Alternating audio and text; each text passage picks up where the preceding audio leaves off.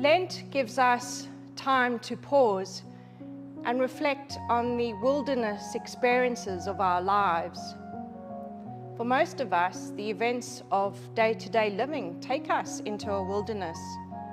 Whether we are out of routine, whether we are feeling restless, whether we are grappling with a friendship or a relationship that has broken down, wilderness experiences happen for us in different ways.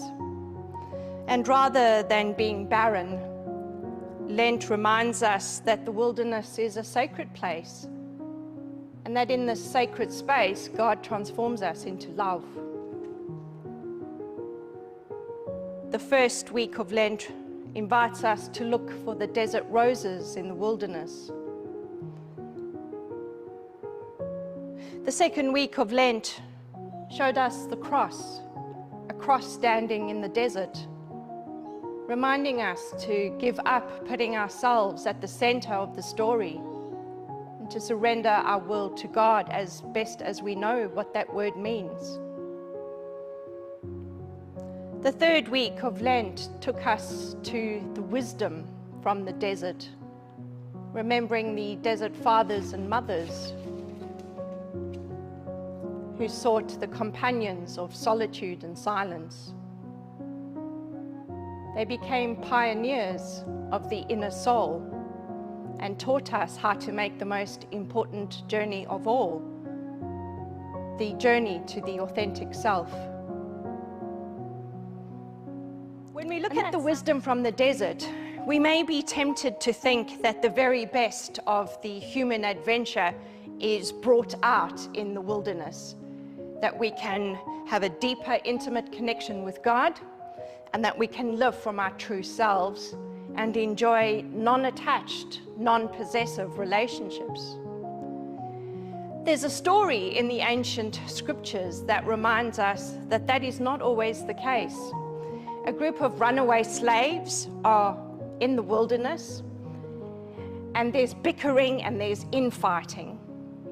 And the disharmony they have within themselves and between each other leads to an outbreak of sickness.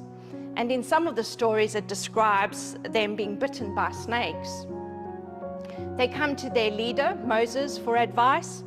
Moses had a sister, Miriam and Aaron, and the three of them led the runaway slaves through the desert. And Moses does something interesting. He makes an iron symbol of a snake, and he puts it up on a pole. He raises up this pole with the snake on it and says that anyone who gazes at this cross with a snake on it will be healed. So what's going on here? Is this some kind of woo-woo magic?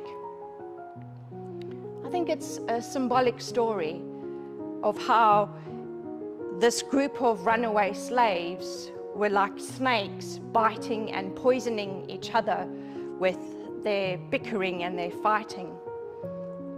And the image that's in all ancient cultures of a snake feeding on itself, eating its own tail, was a symbol of the self-destruction of the group.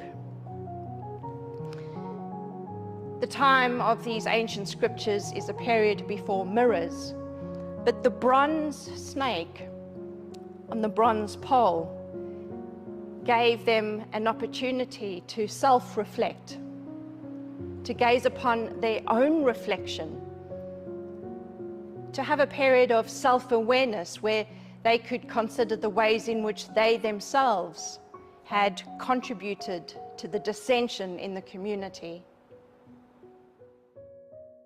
And that sounds like the best that a human being can be. And in this fourth week of Lent, we come down to the ground with a bump.